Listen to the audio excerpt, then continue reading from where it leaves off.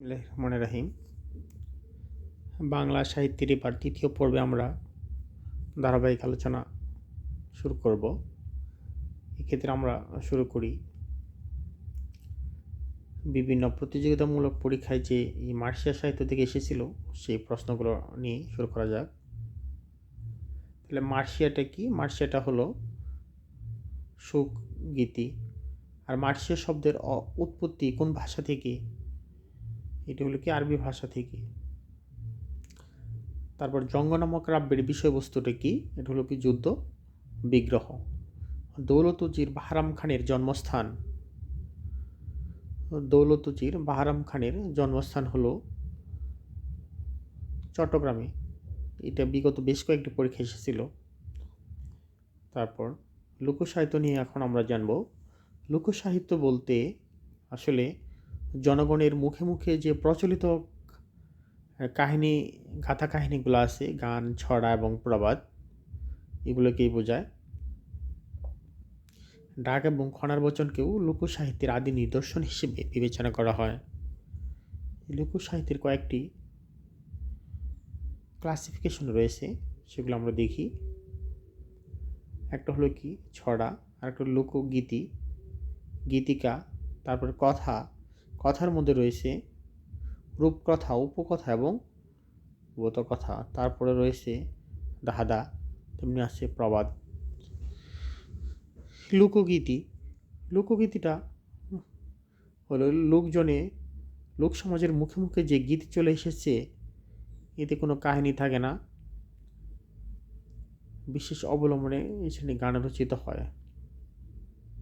গীতিকা, যেটা খুবই গুরুত্বপূর্ণ।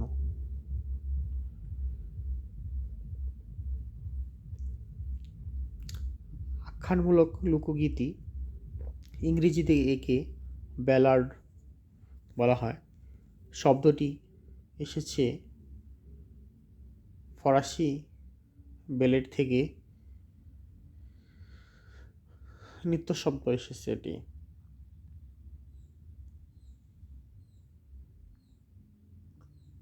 বেলেট সাধারণত তিন ভাগে ভাগ করা হয়। একটা হলো কি নাদ গীতিকা, মানিকচন্দ্র রাজার গান। সবচেয়ে গুরুত্বপূর্ণ যেটা সেটা হলো কি ময়মনসিংহ গীতিকা। এক্ষেত্রে ব্রহ্মপুত্র নদীর পূর্বাংশে যেমন নেত্রকোনা, কিশোরগঞ্জ তথা বৃহত্তর ময়মনসিংহের জেলার হাওড়, বিল এবং নদ নদী, ভাটি অঞ্চলে যে গীতিকা বিকশিত হয়েছিল, সেগুলো একত্রে ময়মনসিংহ গীতিকা নামে পরিচিত। এই ময়মনসিংহ গীতিকা বিশ্বের 23টি ভাষায় অনুদিত হয়েছে। এই ময়মনসিংহ গীতিকাগুলোর মধ্যে সবচেয়ে উল্লেখযোগ্য হলো কি মহুয়া পালা। এটি ময়মনসিংহ গীতিকার শ্রেষ্ঠ পালা হলো মহুয়া পালা। এটির রচয়িতা হলো কি দিসকানাই। তাহলে মহুয়া পালা রচয়িতা কি দিসকানাই, যেটি ছিল বিখ্যাত। এছাড়া রয়েছে দেওয়ানা মদিনা, এর রচয়িতা হলো কি মনসুর বায়াতি। এছাড়াও রয়েছে কাজলের রেখা। আমরা অনেকেই জানি কাজলের রেখার সেই বিখ্যাত মৃত ব্যক্তির শরীর থেকে সুই ওঠানোর যে বিখ্যাত পালা, সেটি। সেটা রয়েছে পূর্ববঙ্গ গীতিকা, এগুলো ময়মনসিংহ থেকে, নোয়াখালী, চট্টগ্রাম অঞ্চল থেকে এগুলো সংগঠিত করা রয়েছে। ডক্টর দীনেশ চন্দ্র সেন এগুলা সংগ্রহ করে পূর্ববঙ্গ গীতিকা নামে প্রকাশ করেন। এর মধ্যে উল্লেখযোগ্য রয়েছে নিজাম ডাকাতের পালা, কাফন চোর, কমল সওদাগর।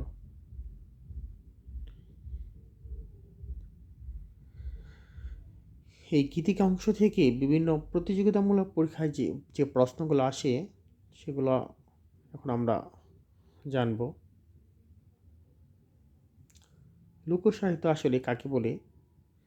এটি হলো লোকের মুখে মুখে যে প্রচলিত কাহিনী, গান, ছড়া ইত্যাদিকেই লোক সাহিত্য বলা হয়। একই প্রশ্ন ছড়া, গান বা ধাঁধা, প্রবাদ প্রচলন। আর তারপর আছে ব্যালেট কি? ব্যালেট হলো কি গীতিকা। প্রত্যেকটা গীতিকাকে ব্যালেট নামে পরিচিত করা হয়। ময়মনসিংহ গীতিকা কে সংগ্রহ করেন? দীনেশচন্দ্র সেন ময়মনসিংহ গীতিকা সংগ্রহ করেন। মহাপালার রচয়িতা কি? দিসকানাই। ঠিক আছে, মহাপালার রচয়িতা হলো কি? দিসকানাই। গুরুত্বপূর্ণ প্রশ্ন,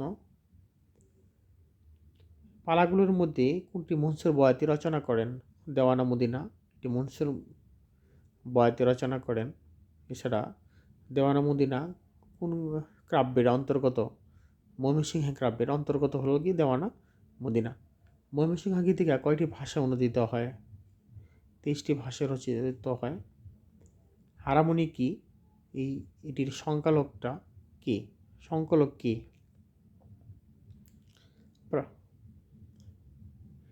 প্রাচীন সাহিত্য এবং বঙ্কিমচন্দ্র। এবার আমরা অনুপাত সাহিত্য নিয়ে আলোচনা শুরু করা যাক। বেদব্যাস রচিত ভগবত, বাল্মীকি রচিত রামায়ণ, এগুলো হলো কি? মূল গ্রন্থ। সংস্কৃত থেকে আসছে কি? শ্রীকৃষ্ণ বিজয় রামায়ণ সংস্কৃত ভাষায় রচিত মহাকাব্য।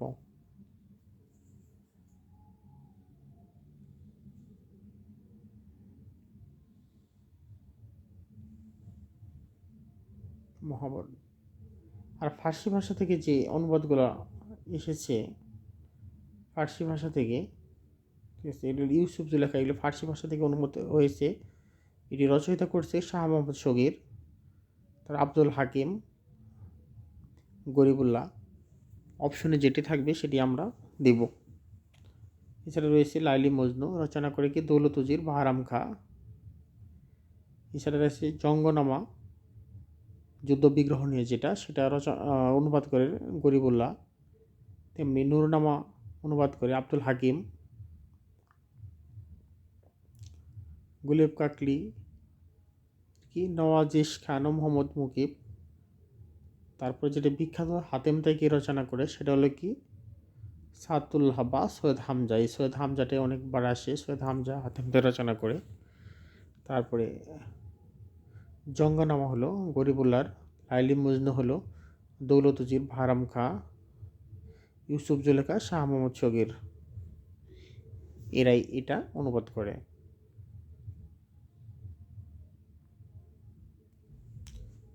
তেমনি সৈয়দ আলাউল অনুবাদ করে এই তোহফা, সিকান্দার মামা, সৈফুল মুলক, বদিউজ্জামান, এগুলা সৈয়দ আলাউল অনুবাদ করেন। এই হিন্দি প্রণয়ক্ষণ থেকে অনুবাদকৃত গ্রন্থ এবং রচয়িতার নামটা হলো আলাউল রচনা করেন পদ্মাবতী, এগুলা হিন্দি থেকে রচনা করেন। তেমনি মধুমালতী থেকে রচনা করেন মোহাম্মদ কবির বা সৈয়দ হামজা।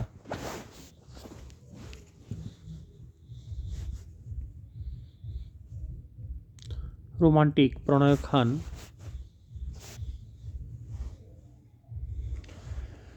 মধ্যযুগের বাংলা সাহিত্যের মুসলমান কবিগণের সবচেয়ে উল্লেখযোগ্য অবদান হলো রোমান্টিক প্রণয়োপাখ্যান। এগুলো কি? অনুবাদমূলক গ্রন্থ। এগুলো সারা বিশ্ব, যেমন এদের মধ্যে উল্লেখযোগ্য হলো কি? ইউসুফ জুলেখা, লাইলি মজনুর কাহিনী, প্রেম কাহিনী সারা বিশ্বে পরিচিত। এগুলোর মূল উৎস হলো কি? আরবি লোকগাথা।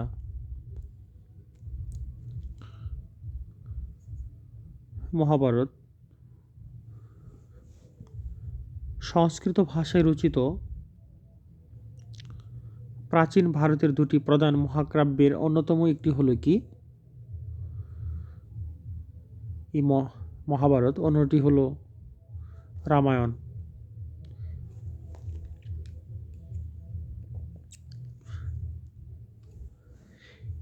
এগুলিকে মহাভারত রচয়িতার নিজস্ব সৃষ্টি হিসেবে বর্ণনা করা হয়। এখানে বিস্তারিত কিছু বলে দিচ্ছে।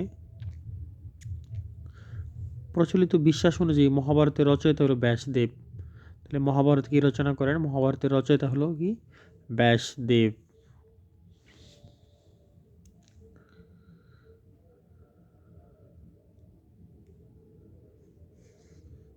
ভারত নামে 24,000 শ্লোক বিশিষ্ট একটি ক্ষুদ্রতম আখ্যান থেকে মহাভারত কাব্যের কাহিনীটি বিস্তার লাভ করেছে।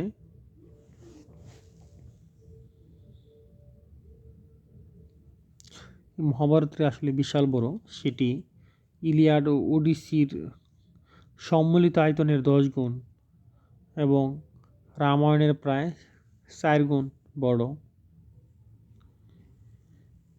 এই গ্রন্থটি জয়, ভারত এবং মহাভারত এই 3 নামে খ্যাত।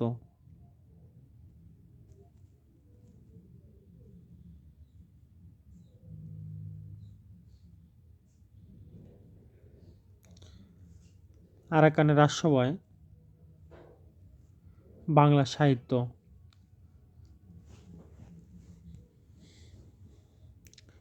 এই রাজসভায় যিনি ছিলেন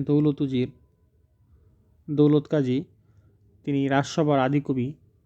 আরাকানের রাজসভার প্রথম বাঙালি কবি হল এই লৌকিক কাহিনীর আদি রচয়িতা হলে দৌলত কাজী, তেমনি ছিল আলাউল। রাজসভার সর্বশ্রেষ্ঠ কবি ছিল কি? আলাউল। তিনি মধ্যযুগের একজন উল্লেখযোগ্য মুসলমান কবিও।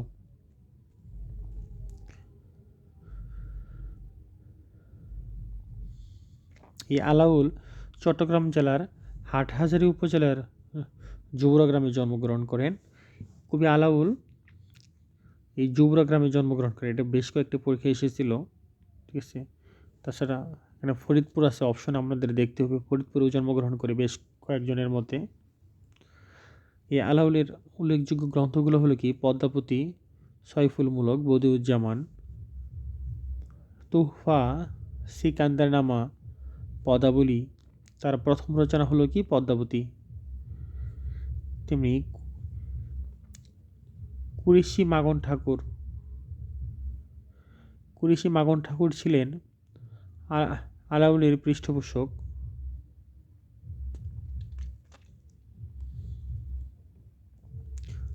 এক্ষেত্রে আমরা বিগত গুরুত্বপূর্ণ প্রশ্নগুলো যেগুলো এসেছিল সেগুলো আমরা দেখি।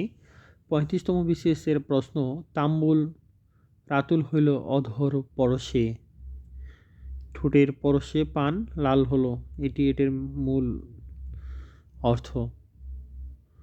হপ্তপয়গর কার রচনা? 35তম বিসিএসের রচনা, সৈয়দ আলাউলের রচনা।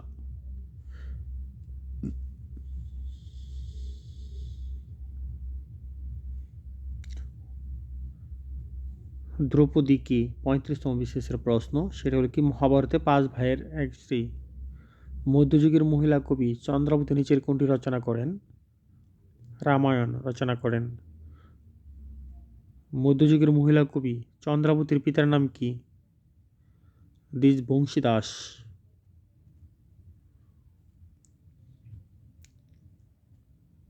রামায়ণ কি রচনা করেন? বাল্মীকি।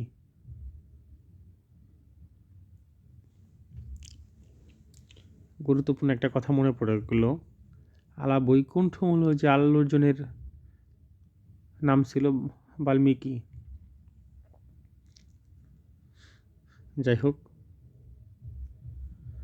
মহাভারতের শ্রেষ্ঠ অনুবাদক কে? কাশিরাম দাস। ইনি হলেন মহাভারতের শ্রেষ্ঠ অনুবাদক। কাশিরাম দাস কোন গ্রন্থের অনুবাদক? সুতরাং মহাভারত, যেহেতু সেই শ্রেষ্ঠ। বাংলা সাহিত্যের অনুবাদ কাব্যের কোন যুগে শুরু হয় বা সূচনা হয়? মধ্যযুগে সূচনা হয় অনুবাদ কাব্যের।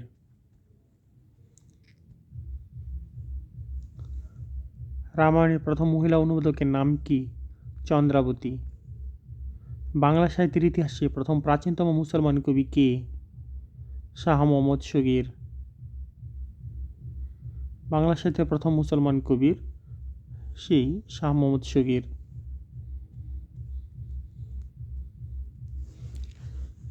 আমি আগেই বলেছি রোমান্টিক প্রণয়পাখ্যান দ্বারা প্রথম কবি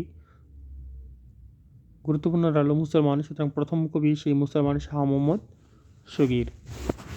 বাংলা সাহিত্যের প্রথম প্রণয়োপাখ্যান কোনটি? ইউসুফ জুলেখা।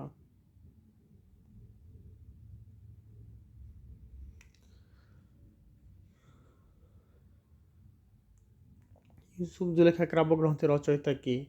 শাহ মোহাম্মদ গরিবুল্লাহ। ইউসুফ জুলেখা কি জাতীয় রচনা? রোমান্টিক প্রণয়কাব্য। মধ্যযুগের বাংলা সাহিত্যে মুসলমানগণ কবিগণের সর্বাপেক্ষা উল্লেখযোগ্য অবদান কোনটি? রোমান্টিক প্রণয়োপাখ্যান। মুসলমান কবি রচিত প্রাচীনতম কাব্য কোনটি?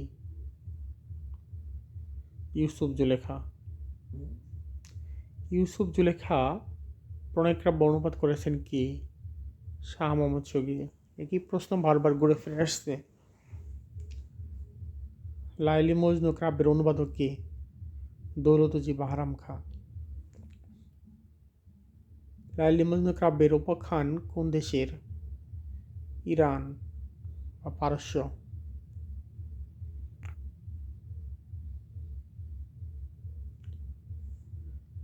গুলি বকাউলি গ্রন্থের রচয়িতা কে?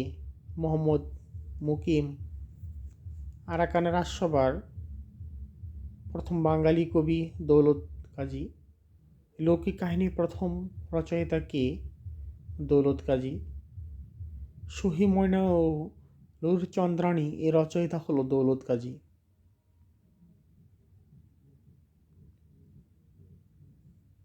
মহাকবি আলাউল কোন যুগের কবি? মধ্যযুগের কবি। কবি আলাউলের প্রথম রচনা পদ্মাবতী।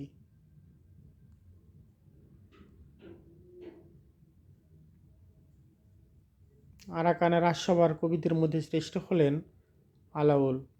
মধ্যযুগের সবচেয়ে উল্লেখযোগ্য মুসলমান কবি আলাউল। কবি আলাউলের জন্মস্থান কোনটি? চট্টগ্রামের জোহরা। তার জন্মস্থানে মতভেদ রয়েছে।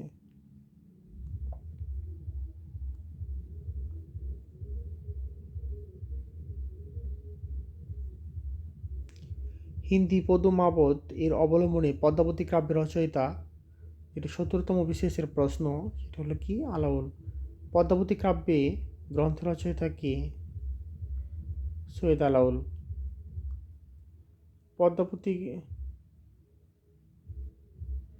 পদ্মাবতী কাব্যগ্রন্থের মহাকবি আলাউল কোন ভাষা থেকে বাংলা ভাষা অনুবাদ করেন? হিন্দি ভাষা থেকে।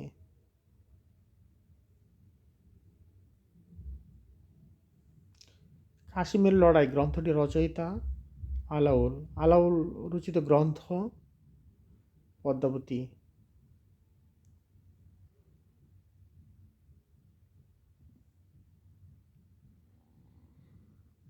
এরপর আরও কয়েকটা যুগ ছিল, সেটা হলো কি?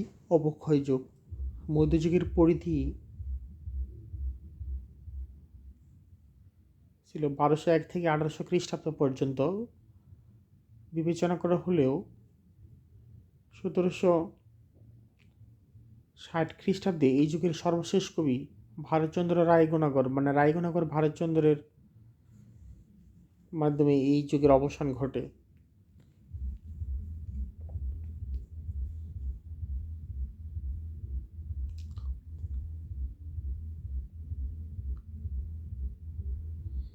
তারপরে এখানে ছিল কবিগান।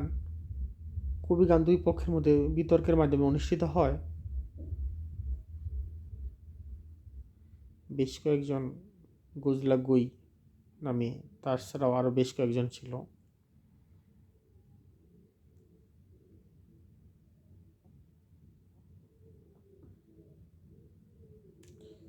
ফকির গরিবুল্লাহ পুঁথি সাহিত্যের প্রথম সার্থক এবং জনপ্রিয় কবি ছিলেন এই ফকির গরিবুল্লাহ। তিনি আমির হামজা রচনা করেন প্রথম অংশ, তারপরে জঙ্গনামা, ইউসুফ জুলেখা এগুলা রচনা করেন। সেটা রয়েছে সৈয়দ হামজা। এর আমির হামজার দ্বিতীয় খণ্ড রচিত করেন কি? সৈয়দ হামজা। জাস্ট পার্থক্যটা মনে রাখবেন। তাছাড়া যোগুনের পুঁথি, হাতেম তাই, মধুমালতী সৈয়দ হামজাই রচনা করেন।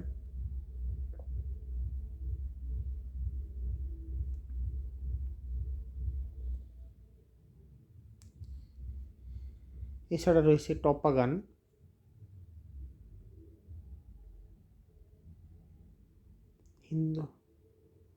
এই বাংলা টপ্পা গানের জনক ছিলেন নিধু বা রামনিধি গুপ্ত। নিধু বা কি রামনিধি গুপ্ত। এছাড়া রয়েছে প্যাচালি গান, এগুলো জনপ্রিয় হয়েছিল। এখন আমরা দেখি বিগত বিভিন্ন গুরুত্বপূর্ণ প্রশ্নগুলো, যেগুলো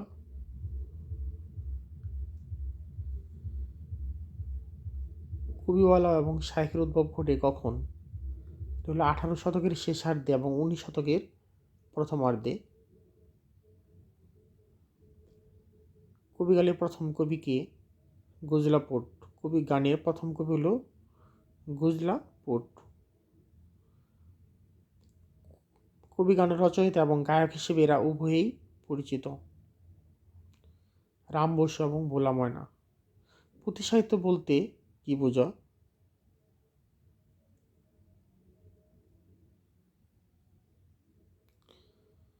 পুঁথি সাহিত্য বলতে ইসলামী চেতনা সম্পৃক্ত এগুলা।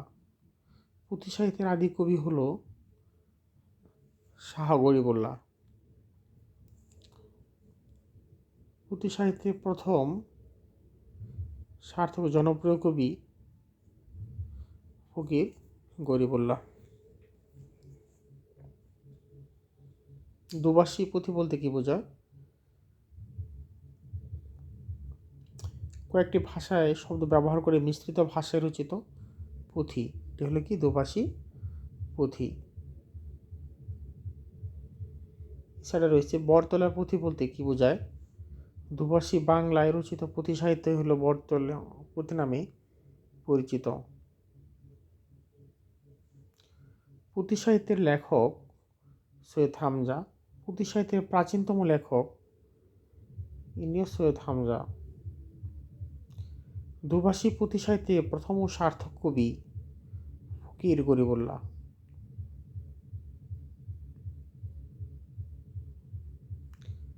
আমির হামজা কাব্য রচনা করেন কে? ফকির গরিবুল্লাহ। আমির হামজা রচনা করেন। এর মাধ্যমে আমাদের মধ্যযুগের এই সুবিশাল অংশ শেষ হয়ে গেল প্রথম, দ্বিতীয় এবং তৃতীয় পর্বের মাধ্যমে। এর পরবর্তীতে আমাদের থাকবে আধুনিক যুগ, বাংলা সাহিত্যের আধুনিক যুগ। আশা করি সাথে থাকবেন। ধন্যবাদ।